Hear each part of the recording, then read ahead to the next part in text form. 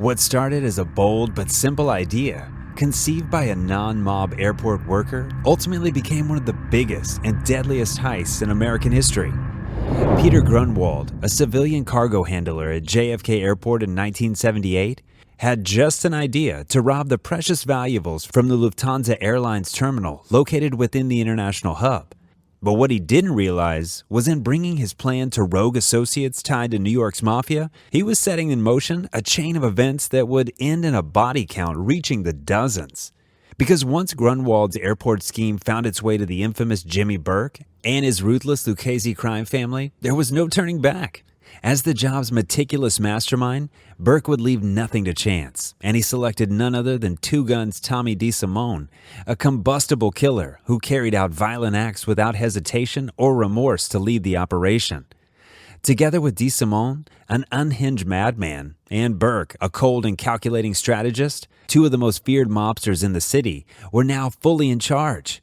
What began as a simple burglary inside a cargo terminal was about to be transformed under their direction into an immense heist, one that ultimately devolved into a full-scale bloodbath as law enforcement closed in and the mafia stopped at nothing to evade culpability. Grunwald knew he needed some serious muscle to pull off such an ambitious heist, but as a civilian airport employee, he had no connections to the underworld figures that truly ruled the city. Desperate for funds, though, he brought his idea to fellow worker Louis Werner, a man neck-deep in gambling debts to local loan sharks. Werner made introductions that soon found their way to legendary mobster Jimmy Burke. To case the Lufthansa grounds, DeSimone sent local driver Robert McMahon to pose as a delivery man. Under cover of night, McMahon managed to slip past guards and scope out cargo operations undetected. He reported back that only a small security team remained overnight, making the pre-dawn hours before the morning shift ideal for breaching the warehouse. The plan was simple: ambush the night staffers during their break, force the supervisor to open the high-value vault, load the swag into a waiting van, and escape under darkness's veil. But Burke insisted on additional recon, not wanting to leave anything to chance. Further intel gathering refined start times and entry strategies down to the minute. At last, the fateful night of December 11th arrived. Stealing their nerves, Burke's elite six-man crew stormed the terminal, guns drawn. Within minutes, all resistance crumbled as intended. Unsuspecting workers found themselves bound and gagged, the duty supervisor pleading compliance. With practiced efficiency, the thieves emptied untold riches from dozens of boxes stowed inside the vault.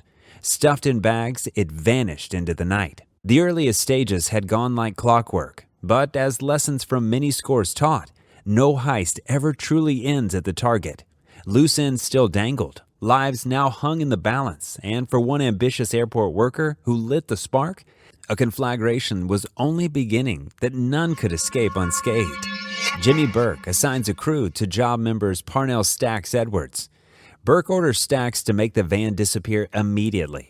Stacks went over to his girlfriend's house, got drunk and did some drugs, and he left the van on the streets for 2 days parked illegally. Meanwhile, the news of the heist is everywhere. The FBI got its first break when the New York City Police Department called in the plates of a van that was illegally parked. A few days later, New York City PD connected the van to Stacks Edwards. I'm sure when Jimmy Burke heard about Stacks and his failure to get rid of the van, that he was livid. Stacks has to get rid of the van, and he had one job to do it. He didn't do it. In Jimmy Burke's mind, Stacks has to go. With $6 million on the line and pressure building from the FBI, Burke is determined to tie up loose ends. Stacks Edwards is only the first. Grunwald said every time I went out to talk to one of Jimmy Burke's associates that was involved in the robbery, it seemed that they would end up dead. With Vario's blessing, they decided Edwards had to go. On his orders, two experienced killers in the heist crew, Tommy Two Guns DeSimone and Angelo Sepe, shot Edwards in the head in the middle of dinner with a piece of chicken still in his mouth. Because in this world, if you're told to do something, there's a reason you're told to do it. And if you don't do it, your life is at risk. Edwards was the first victim in Burke's violent push for silence. By the summer of 1979, 7 months after the robbery, Burke had carried out or ordered the execution of 9 people, all of whom were either at the heist, laundered heist money, or were at the wrong place at the wrong time. Burke's paranoia and viciousness were at their peak in the aftermath of the massive Lufthansa heist. One man in particular was pushing Burke's buttons, the real-life figure of Krugman. As portrayed in Martin Scorsese's film by the character Maury Kessler, Krugman was the bookie who had originally brought Hill the airport robbery idea. True to his character, Krugman complained loudly and often that he needed a larger cut of the stolen cash. Hill said that due to Burke's mounting fears of being squealed on, he and his associate Sepe murdered and dismembered Krugman a month after the heist, fearing he would cooperate with authorities. Henry Hill said rather than give everyone $400,000 or $500,000 apiece, it was easier to put a quarter bullet in their head, so he started eliminating everyone at that point. At the end of February, Warner, the inside man, was the only person convicted in the Lufthansa affair and was sentenced to 15 years in prison. That spiked Burke's paranoia. Weeks later, Burke targeted his former cellmate, 300-pound Luis roast beef Cafora, who was laundering heist money through his Brooklyn parking lot business. Told to lay low, Cafora instead bought his wife Joanna a custom pink Cadillac, drove it near the JFK cargo area where the FBI was investigating, and told her about the heist and the other mob business. They disappeared and their bodies were never found. Robert McMahon and Joe Boudamanri, both cargo thieves who worked for Air France at JFK, refused to cooperate with the FBI in exchange for witness protection. In May, both were found shot in the back of the head, execution style, sitting together in a parked car. A month later, the burned, naked, and bullet-ridden corpse of Sicilian drug trafficker Paolo Licastri was found on a burning trash heap in Brooklyn. Licastri oversaw the caper for the Gambino crime family and was tasked with ensuring they got a $200,000 cut. Also murdered, Florida restaurant and club owners Richard Eaton and Tom Monteleone, accused of skimming from the heist cash laundered through their businesses. Children discovered Eaton's hog-tied, frozen body in a refrigerated meat truck. The headless torso of Teresa Ferrara, the occasional mistress of some in Burke's crew, who was accused of being in on the scheme, washed ashore in New Jersey. 2 others in the heist died for breaking crime family code. The hothead DeSimone was shot in the head by Gotti in retaliation for murdering Billy Batts, a Gambino crime family member, without permission.